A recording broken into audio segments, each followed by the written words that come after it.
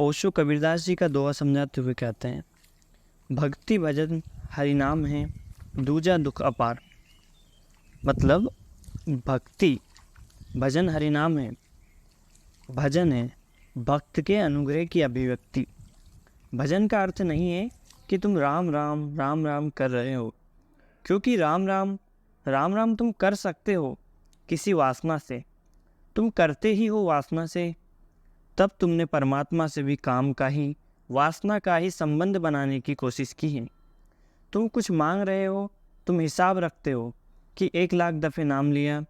ओशो एक उदाहरण देते हुए कहते हैं कि मैं एक घर में मेहमान था। उस घर का मालिक निश्चित पागल रहा होगा। उसने सारे घर को कॉपियों से भर रखा है। राम राम राम राम सालों से वह लिख रहा है, इतने करोड़ों नाम लिख चुका है, उसका हिसाब रखता है। नाम कितने करोड़ लिख चुका है, उसकी अकड़ है। वह अगर परमात्मा के सामने जाएगा, अकड़ से खड़ा हो जाएगा कि क्या इरादे हैं, इतने करोड़ नाम लिखे, अब इसका क्या फल है। उसकी आंखों में दिखता है कि वह फल की मांग खड़ी है, अन्यथा ये कापियाँ बच्चों के काम आ जाती, खराब कर दी। स्कूल में बहुत बच्चे हैं जिनके पास कापियाँ नहीं हैं। उन सज्जन से मैंने कहा कि मत करो खराब। ओशो कहते हैं, बच्चों को बांट दो, वे नाराज हो गए कि आप नास्तिक है, देख नहीं रहे हो मैं राम राम लिख रहा हूँ। नहीं, तुम्हारे राम राम लिखने दोहराने का अर्थ नहीं है। भजन बड़ी गहरी प्रक्रिया है। तो कबीर साहब क्या कहते हैं, और न कोई सुन सके के साईं के चित्त, मतलब दूसरा सुन ले तो भजन ही ना रहा। वह क्या भजन रहा जिसको दूसरे ने सुन लिया। तब तुम दूसरे को सुनाने को कह रहे होगे, या तो तुम्हारी अंतरात्मा जानती है या परमात्मा जानता है। वह दो के बीच है, तीसरा उसे सुनता ही नहीं, सुन ही नहीं सकता। वह इतना सूक्ष्म है, वह इतना छोटा है, वह एक भाव है। भजन एक भाव है, वह शब्दों की ध्वनियों की व्यवस्था नहीं है, एक भाव दशा है। भजन अनुग्रह है। तुम ऐसे भरपूर हो कि तुम चलते हो तो तुम्हारे चलने में एक नाच है, तुम्हारे पैरों में एक महक है, एक दमक है, भरे पूरे चलते हो। जैसे कभी किसी को तुमने चलते देखा हो, कोई प्रेमी को जो किसी के प्रेम में पड़ गया हो, तो उसकी चाल बदल जाती है। कल तक वैसे ही इसी दफ्तर में जाता था, इसी रास्ते से गुजरता था, वही प्रेमी था, वही उसके पैर थे, लेकिन अब जरा बात बदल गई। अब पैरों में कुछ ऊर्जा और है, पैरों में अब कुछ नाच समा गया है। घूंघर ना बांधे हो, लेकिन कहीं भीतर घूंघर बजते हैं। चलता है, लगता है, उड़ता है। जमीन की कशिश का प्रभाव नहीं पड़ता, जैसे कुछ पा लिया है। जरा एक स्त्री मुस्कुरा दी, पहले भी निकलता था यहाँ से। तब तुम गौर से देखते तो इसके सिर पर तुम्हें सारी फाइलों का ढेर लगा हुआ दिखाई पड़ता। इसके सिर पर बहुत बोझ लगता, ऐसा लगता जैसे पूरे बोझ से भरा हुआ है। छाती पर पूरा दफ्तर लिए आ जाता था, घसीटता। आज एक गुनगुनाहट है, चाहे होठ कांप भी रहे हो, लेकिन तुम गुनगुनाहट चेहरों पर देख सकोगे। आज आदमी स्नान किया हुआ मालूम पड़ता है, रोज भी स्नान करके निकलता था, लेकिन फिर भी धूल जमी मालूम पड़ती थी। आज बाल कुछ संवारे हुए हैं, कपड़े साफ सुथरे हैं।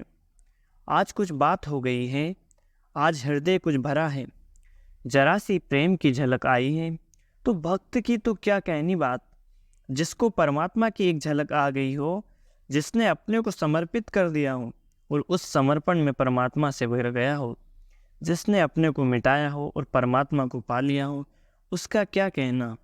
उसका उठना, उसका बैठना, उसका चलना, उसका बोलना ना बोलना, उसका सोना या उसका जागना, सब भजन है। भजन एक अहोभाव है। तुम उसे देखकर कह सकते हो कि इसने पा लिया।